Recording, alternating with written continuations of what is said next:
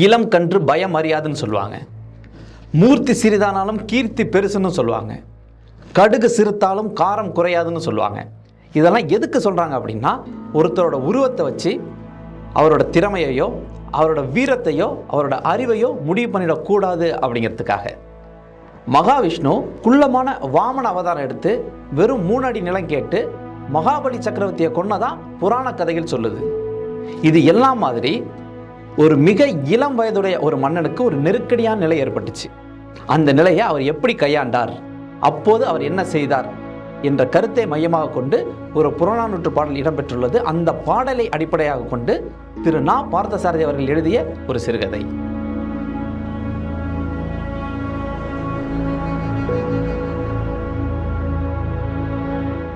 பாண்டியன் நெடுஞ்செழியன் மிக இளவயதிலேயே பட்டத்துக்கு வந்து விட்டான்.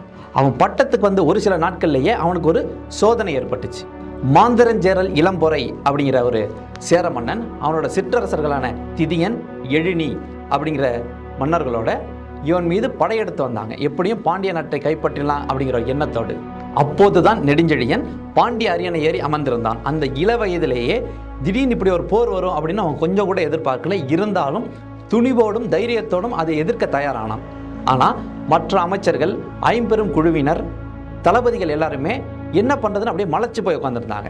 மலைப்பதோ திகைப்பதோ அறிவீனமாகும், அதனால் உடனே புறப்பட்டு போர்க்களம் செல்ல வேண்டும் அப்படின்னு துணிவோடு முழங்கினார் பாண்டிய மன்னன். மற்ற அமைச்சர்கள் எல்லாருமே இப்படி சொல்லிட்டாரே, இதுக்கு நம்ம என்ன மறுமொழி கூறுறது அப்படின்னு தெரியாமல் அமைதியாக இருந்தாங்க. எல்லாரும் அமைதியாக உட்காந்துருக்கதை பார்த்த மன்னன் நெடுஞ்செழியனுக்கு கோபம் வந்துருச்சு. என்ன உங்களோட கருத்து, ஏன் இப்படி அமைதியாக உட்காந்துருக்கீங்க, இந்த அமைதிக்கான காரணம் என்ன அப்படின்னு இடி முழக்கம் போன்ற ஒரு குரலில் பேசியிருக்காரு. அவையில் இருந்த வயதில் முதிர்ந்த ஒரு அமைச்சர் எழுந்து சிறிது தைரியத்தை வரவழைத்து கொண்டு மன்னர்கிட்ட பேசுறாரு. அரசே, இளம் கன்று பயம் அறியாது அப்படிங்கிற மாதிரி நீங்கள் பேசுறீங்க. உங்களோட தைரியமும் வீரமும் எங்களையும் வீறு கொண்டு எழ செய்து அதனை பாராட்டி நன்றி தெரிவிக்க நாங்கள் கடமைப்பட்டிருக்கோம். ஆனால் படையெடுத்து வந்திருப்பவர்கள் ஆள்பலம் மிக்கவும் படைபலம் மிக்கவும் போர்க்கருவிகள் மிக்கவும் அவங்ககிட்ட இருக்கும் அப்படிங்கிற மாதிரி நாங்கள் நினைக்கிறோம். அதனால் கொஞ்சம் நிதானமாக யோசித்து முடிவெடுக்கிறது நல்லது அப்படின்ட்டு இருக்காரு. இவர் சொல்லி முடித்தோடனே மற்ற சில அமைச்சர்கள்லாம் எந்திரிச்சு, ஆமாம், நிதானமாக சிந்தித்து செயல்படுவதே சரி அப்படிங்கிற மாதிரியான கொஞ்சம் நீட்டி சுருக்கி இந்த கருத்தை தான் முன்மொழிஞ்சிருக்காங்க. மூத்த அமைச்சர் பேசுனதை கேட்ட பாண்டிய மன்னன் சொல்லியிருக்காரு, இதில் சிந்திக்கிறதுக்கு என்ன இருக்குது, கைப்புண்ணுக்கு கண்ணாடியை பார்த்த பின்பு தான் சிகிச்சை அளிக்க வேண்டுமா என்ன?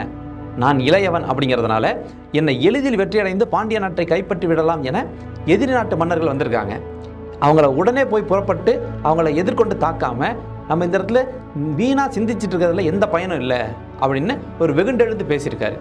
அவர் சொல்லி முடித்த உடனே மன்னர் பிரான் கூறுவது சரிதான், நாம் உடனே புறப்படுவதுதான் சரி அப்படின்னு அவையில் இருந்த தலைமை புலவரான மாங்குடி மருதனார் அப்படிங்கிற புலவர் சொல்லியிருக்காரு. அவர் சொல்லி முடித்த உடனே அவையில் ஒரு அமைதி நிலவனுச்சு. அவரை எதிர்த்தும் சரி மன்னரை எதிர்த்தும் சரி யாருமே எந்த பதிலும் சொல்லலை. எல்லாரும் அமைதியாக இருந்த உடனே முடிவாக தனக்குள் உறுதி செய்து கொண்ட பாண்டிய மன்னன் தனது முடிவை ஒரு பிரதிஞ்ஞையாக அவைக்கு தெரிவித்தார். அந்த பிரதிஞ்ஞை சுத்திருந்த அத்தனை பேரையுமே திகைக்க செய்தது. இளைய பருவம் இவரது தோட்டத்தில் இருந்தாலும் இவரது வார்த்தைகளில் இவ்வளோ முதிர்ச்சி இருக்கே அப்படின்னு பல பேர் பேசிக்கிட்டாங்க. புலிக்கு பிறந்தது பூனை ஆயிருமா, அதனால் அந்த பாண்டிய மரபுலேருந்து வந்த வீரம் இவருக்குள்ளே இயற்கையாகவே இருக்குது அப்படின்னு ஒரு சில பேர் பேசிக்கிட்டாங்க. அவையில் இருந்த அத்தனை பேருமே இப்படி பேசுறதுக்கு காரணமான அந்த பிரதிஞ்ஞை தமிழ்நாட்டு இலக்கிய வரலாற்றில் இன்றும் பிரசித்தி பெற்றது. பாண்டிய நெடுஞ்செழியனோட புகழை இன்றும் பரப்பி கொண்டிருக்கிறது. பழந்தமிழில் இது போன்ற சபதங்கள், பிரதிஞ்ஞை அது எல்லாத்தையுமே வஞ்சினம் அப்படின்னு சொல்லுவாங்க. தமிழ்நாட்டில் ஏதோ ஒரு இடத்துல இந்த சைடிஸை வந்து வெஞ்சனம் அப்படின்னு சொல்லுவாங்க. பட் இது வஞ்சினம். பாண்டியனோட வஞ்சினம் மிகவும் பிரசித்தி பெற்றது. அதில் என்ன சொல்லியிருக்கு அப்படின்னா, இந்த பாண்டியன் நெடுஞ்செழியனுடைய நாட்டையும் நான் அரசாள்வதையும் ஒரு சிலர் தங்களது அறியாமையால் இகழ்ந்து பேசிட்டு இருக்காங்க. அவர்கள் அனைவருமே சிரித்து இகழத்தக்க கூடியவர்கள்.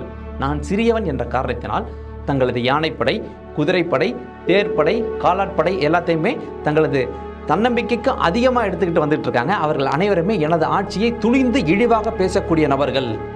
அவர்களை வேரோடு அழித்து அவர்களது குடையையும் முரசையும் பிடுங்கி அவர்களை ஓடவிடவில்லை என்றால் எனது பெயர் பாண்டியன் நெடுஞ்செழியன் அல்ல.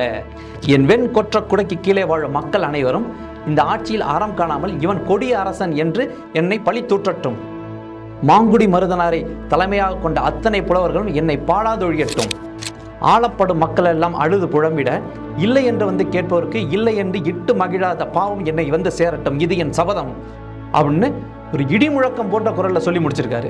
இந்த சபதத்தை கூறி முடிச்சிட்டு தனது படைகளை திரட்டி கொண்டு போருக்கு புறப்பட்டு சென்று விட்டார் பாண்டிய நெடுஞ்செழியன்.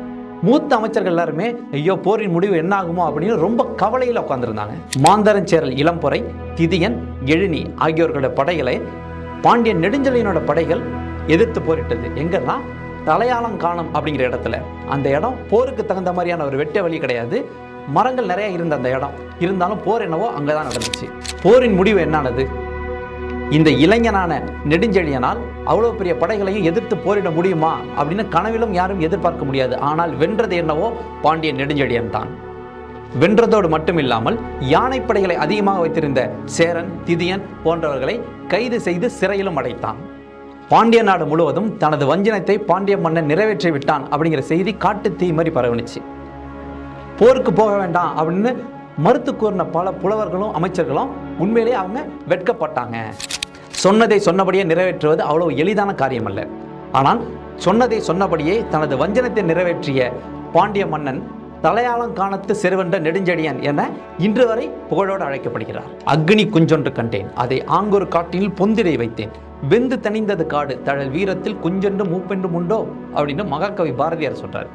அதாவது தழல்னா நெருப்பு. அந்த நெருப்பை கொண்டு போய் மரத்தில் ஒரு சின்ன பொந்தில் வச்சுட்டு வந்துட்டேன். அடுத்த நாள் வந்து பார்த்தா மொத்த காடுமே எரிஞ்சு சாம்பலாயிருக்கு. அதாவது நெருப்பு அப்படிங்கிறதுல சின்னது பெருசு அப்படிங்கிறதெல்லாம் கிடையாது. அதே மாதிரி தான் வீரத்திலையும் சிறியவர்கள் பெரியவர்கள் அப்படின்னு கிடையாது அப்படிங்கிறாரு. இதே பாட்டை தான், இதே கருத்தை தான் தனது பாட்டில் வைரமுத்தவர்கள் சொல்லியிருப்பாரு.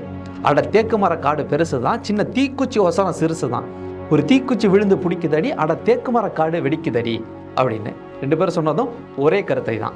இப்போ ஒரு பாக்ஸிங் போட்டி நடக்குதுன்னு வச்சுங்களேன். ஒல்லியான தேகத்தோட ஒருத்தர் வந்து போட்டிடுறாரு அப்படின்னா எல்லாருமே அவரை பார்த்து சொல்லுவாங்க, இந்த உருவத்தை வச்சுட்டு இந்த உடம்பை வச்சு என்னால் வெற்றி அடைய முடியுமா அப்படின்னு. ஆனால் அவர் தன்னோட ஃப்ளெக்சிபிலிட்டியால் ஈஸியாக அந்த போட்டியை வெல்றதுக்கான வாய்ப்புகள் நிறையவே இருக்குது.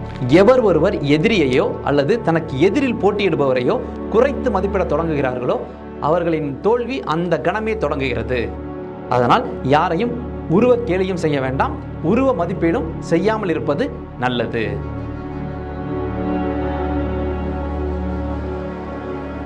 இந்த வீடியோவை தேவைப்படும் நபர்களுக்கு ஷேர் பண்ணுங்க.